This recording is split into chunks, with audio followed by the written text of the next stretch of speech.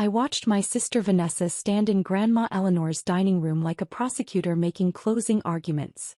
Around the Thanksgiving table sat 22 family members. Our parents, Grandma's siblings, various cousins, all gathered for what Vanessa had positioned as both a holiday dinner and an estate clarification meeting. Grandma Eleanor had passed away exactly 6 weeks ago. The funeral had been beautiful. But now came the moment Vanessa had clearly been orchestrating. Her public announcement that I would inherit nothing. "I want everyone to understand the situation clearly," Vanessa began, her voice carrying that blend of concern and calculation she'd perfected over 39 years. "Nicole has been making claims about Grandma's estate, suggesting she has rights to property, to assets, to inheritance. So I did what any responsible family member would do. I hired Thomas Blackwell, the best estate attorney in Boston, to investigate Nicole's claims and prove, legally and definitively, that she has no rights to anything." She gestured dramatically toward the dining room entrance. "Thomas is arriving any moment with his complete report. When he gets here, everyone will see the truth. Nicole abandoned this family years ago, and she gets nothing from Grandma's estate. Nothing." My mother, Patricia, smiled with obvious pride. My father nodded approvingly. My Aunt Sarah looked at me with pity mixed with satisfaction. Several cousins whispered to each other, clearly anticipating my public humiliation. I sat quietly at the far end of the table, hands folded around my wine glass, saying absolutely nothing. Because I'd been waiting 6 weeks for exactly this moment. The moment Vanessa's overconfidence would destroy her completely. The doorbell rang. Vanessa practically sprinted to answer it, returning with a distinguished-looking man in his 60s carrying a leather briefcase. Thomas Blackwell, estate attorney, looking significantly less confident than Vanessa clearly expected. "Thomas," Vanessa announced triumphantly, "tell everyone what you found. Tell them Nicole has no legal claim to anything." Thomas set his briefcase down slowly, deliberately. He looked around the room with the expression of a man about to detonate a bomb. "I've completed my investigation of the Eleanor Winters estate," he began carefully. "And Ms. Vanessa Winters is correct that I found definitive proof regarding Nicole Winters's legal rights." He paused. "However, the findings are not what Ms. Vanessa expected." He pulled out a thick folder. "Nicole Winters owns the entire estate. All 9 rental properties, the primary residence, the commercial building in downtown Boston. Total value approximately $4.7 million. She has owned them legally and completely since August 2019 via irrevocable trust transfer. Eleanor retained a life estate, so she continued living in the main house and managing properties until her death. But legal ownership has been Nicole's for over 4 years." The silence was absolute. Then Thomas continued, and I watched Vanessa's triumphant expression crumble. "Additionally, during my title search and financial review, I discovered significant irregularities in the rental income reports from the past 5 years. Approximately $380,000 in rent payments are unaccounted for. The properties should have generated $756,000 in rental income from 2019 to 2024. Only $376,000 was reported and deposited. The missing $380,000 appears to have been systematically embezzled." He looked directly at my Aunt Sarah and Uncle John. "The embezzlement trail leads to accounts controlled by Sarah and John Mitchell, who've been managing these properties since 2019. I've documented everything: bank transfers, falsified expense reports, phantom maintenance costs. This is prosecutable fraud." My Aunt Sarah's face went white. Uncle John stood up so fast his chair fell backward. "We need to leave," he said, his voice panicked. "Sit down," Thomas said with unexpected authority. "I've already filed a report with law enforcement. You're not going anywhere that won't make this worse for you." Aunt Sarah started screaming, not words, just raw panic and fear. Aunt Vanessa just stood there, her mouth opening and closing like a fish gasping for air, as the estate attorney she'd hired to prove I had no rights instead revealed that I owned everything and her aunt and uncle had been stealing from me for 5 years. Let me take you back to where this story really begins. Because this isn't about inheritance or real estate. It's about a grandmother who saw through family politics to real character, and a granddaughter who reminded her that love doesn't require proximity. Growing up in the Winters family meant understanding your assigned role and performing it flawlessly.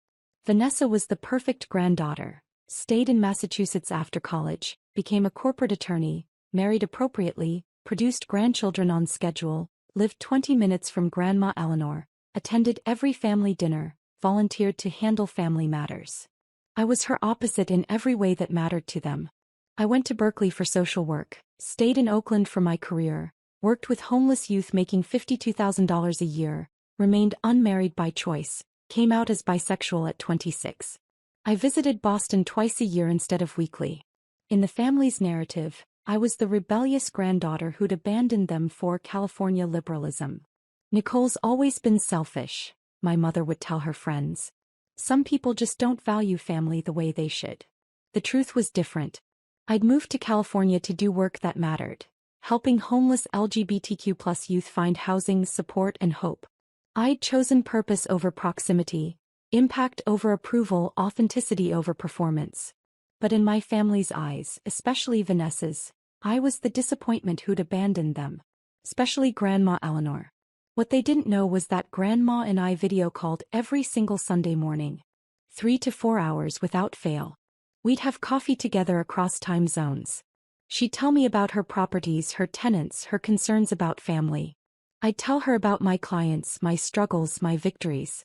They think you abandoned me, Grandma said during one of our calls in early 2019. Vanessa tells everyone you rarely call, barely visit, don't care about family. But you're the only one who actually talks to me about real things. Vanessa visits you 3 times a week. Vanessa performs visits, she corrected. 20 minutes each time. She asks if I need anything, updates me on her children's activities, then leaves. You're the only one who actually engages with me as a person, who asks about my thoughts, my memories, my life beyond being grandmother. She paused and I heard something heavy in her voice. And there's something else. Something I've been documenting for 2 years. Something I need to tell you about Sarah and John. Grandma Eleanor had built her real estate portfolio over 50 years. 9 rental properties across Greater Boston, her own house in Cambridge, and a small commercial building downtown. Combined value, approximately $4.7 million. They generated about $12,600 monthly in rental income. In 2017, at 83 years old, Grandma had asked her daughter Sarah and son-in-law John to help manage the properties. They were local, John had construction experience, it made sense. She'd pay them $2,000 monthly for coordination and maintenance. By early 2019, Grandma noticed something wrong. The numbers don't add up, she told me during our Sunday call in March 2019. These properties should generate $12,600 monthly. Sarah reports $6,300. When I ask about the difference, they talk about extensive maintenance and unexpected repairs. But Nicole, I've owned these properties for decades. I know what they should generate. Something's wrong. Have you checked the actual bank statements? Sarah handles all the deposits now. She convinced me to streamline everything. Tenants pay her, she deposits into my account after deducting expenses and their management fee. But the amounts are about half what they should be. She paused. I think they're stealing from me. I think they've been stealing for 2 years. My stomach dropped. That's serious, Grandma. I know. That's why I can't confront them without proof. If I'm wrong, I damage family relationships. If I'm right and they deny it, they'll hide evidence better. She took a breath. I need to protect these properties. I need to make sure that when I'm gone, they go to someone I trust. Someone who won't liquidate them, someone who won't continue stealing, someone who shares my values. 6 weeks later, in April 2019, Grandma asked me to fly to Boston. I arrived in Boston on August 15, 2019, telling my family I was visiting for a cousin's wedding. Instead, Grandma and I went straight to her attorney's office, a man named Robert Chin who'd handled her affairs for 30 years.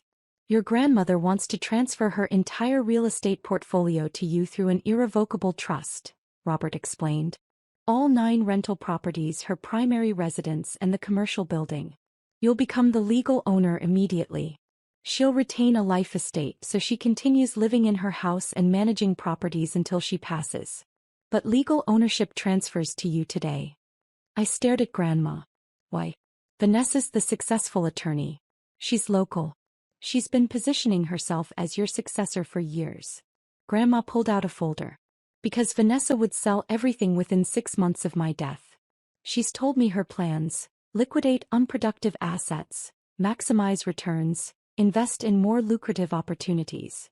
She sees these properties as dollar signs, not as homes for 37 working families. She pulled out another folder. And because Sarah and John have been embezzling from these properties for 2 years. I don't have absolute proof yet, but the discrepancies are too large to be anything else. I need to protect these properties from them too. What about Mom and Dad? They'll support Vanessa. Which is why we're not telling them. Or anyone. Grandma leaned forward. We transfer everything to you today. I retain my life estate and continue managing properties. Sarah and John will keep helping, which means they'll keep stealing and we'll document it. When I'm gone, you'll have legal ownership established years before my death and evidence of their fraud. Robert interjected. We're also documenting Eleanor's complete cognitive capacity. Neurological evaluation completed yesterday. Perfect function. This prevents future claims that the transfer was made while she lacked capacity. Grandma squeezed my hand. Nicole, you're the only one who never asked me for anything. You're the only one doing work that actually matters. Helping homeless kids find hope and housing. You're the only one who calls me every week because you want to, not because you feel obligated. You share my values. That's why you're inheriting everything. This is going to destroy family relationships. It's going to reveal family character, she corrected.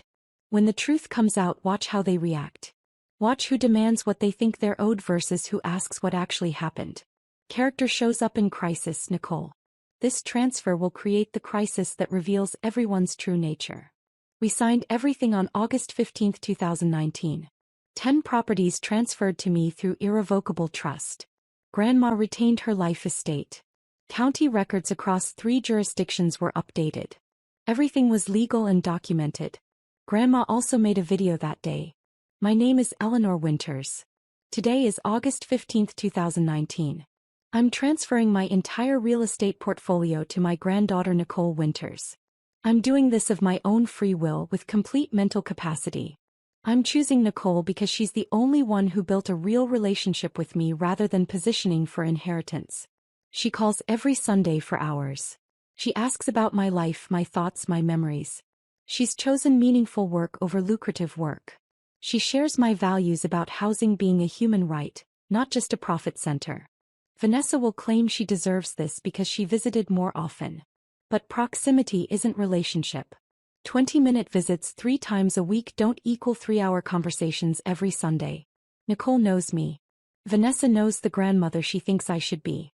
I also suspect Sarah and John are stealing from these properties. I'm documenting it. Nicole will have evidence to recover what was stolen or prosecute if necessary. If you're watching this, I'm gone and the truth is coming out. Honor my choice. Nicole earned this through character, not through performance. And we told no one.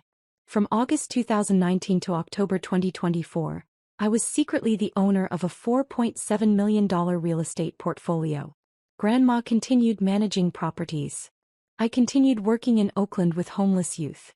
I continued being labeled the granddaughter who'd abandoned the family. But I was learning. Every Sunday, Grandma taught me everything. Property management, tenant relations, maintenance coordination, Massachusetts rental law, long-term financial planning. And we documented Sarah and John's theft. I hired a forensic accountant named Lisa Martinez in October 2019. She worked quietly, obtaining records through legal channels, interviewing tenants, documenting the embezzlement. The findings were damning. From 2017 to 2024, Sarah and John had systematically stolen approximately $380,000 through multiple methods.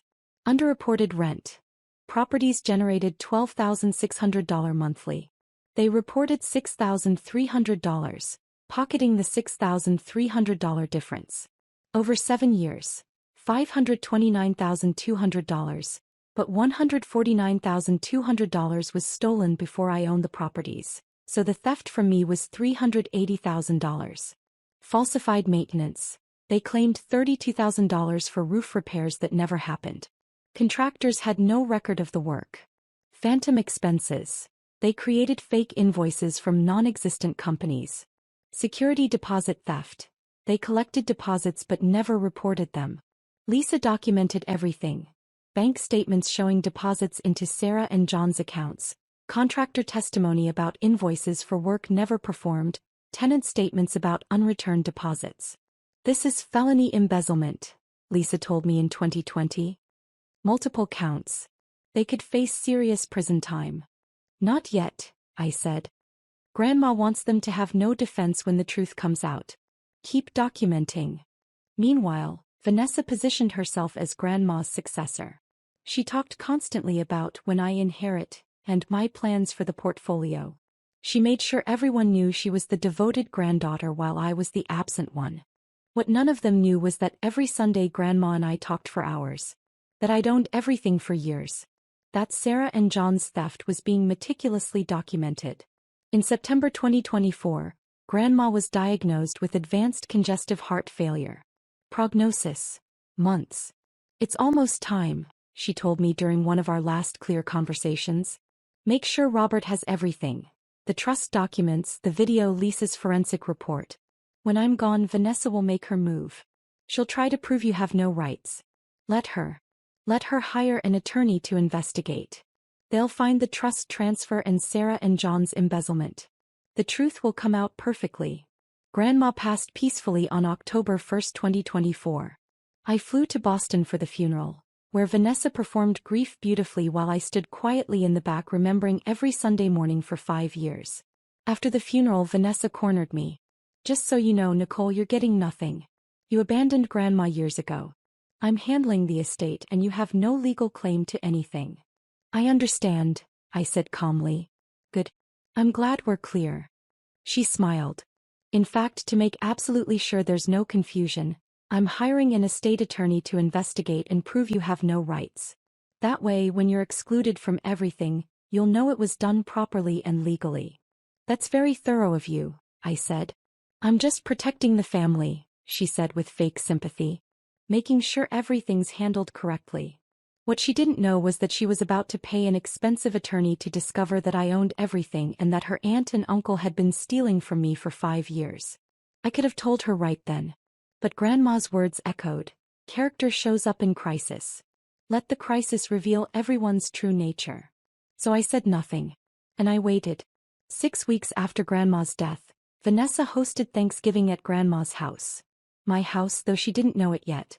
She'd invited the entire family and announced it would double as an estate clarification meeting.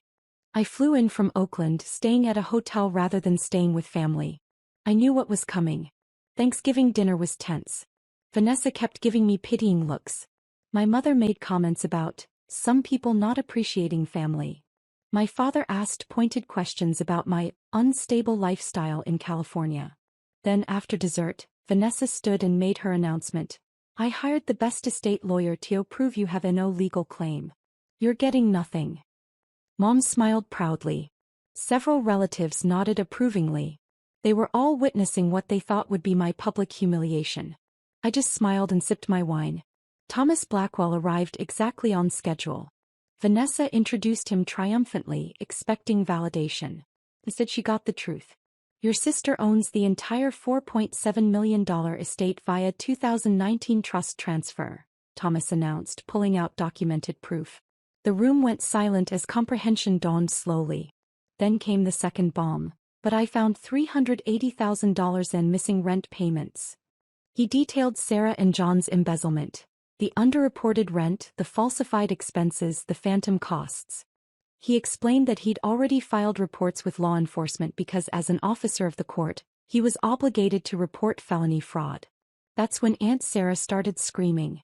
Pure panic. Uncle John tried to run, literally heading for the door before Thomas blocked him. Running makes it worse, Thomas said firmly.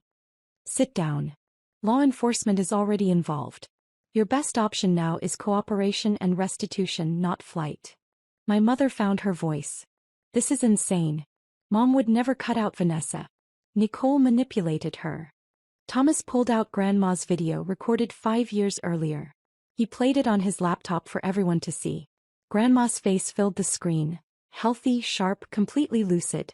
Explaining exactly why she chose me. Explaining about the Sunday calls Vanessa didn't know about. Explaining about Sarah and John's suspected theft. explaining everything. When the video ended, my mother was crying. My father looked stunned. Vanessa looked like her entire world was collapsing. "You stole from me," I said to Sarah and John, my voice calm. "For 5 years, you stole $380,000 from properties I owned. Grandma suspected it. That's partly why she transferred everything to me, to protect her assets from your theft."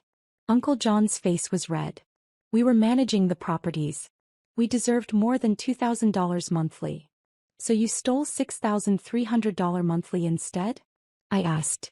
"That's felony embezzlement, Uncle John. Multiple counts. You could each face 5 to 10 years in prison." Aunt Sarah was still screaming but coherent now. "We have bills. We have expenses. We needed the money." "Then you should have negotiated a higher management fee," I said. "Or found other work. You didn't. You chose theft. For 7 years. Thomas interjected. "Nicole, I need to discuss your options regarding Sarah and John. You can pursue full criminal prosecution, which I've reported to authorities, or you can negotiate a restitution agreement that might result in reduced charges." I pulled out a document I'd prepared weeks ago. "I'm willing to offer them one option. Full restitution of $380,000 plus interest. $425,000 total. Paid over 10 years at $3,542 monthly. In exchange, I'll request reduced charges.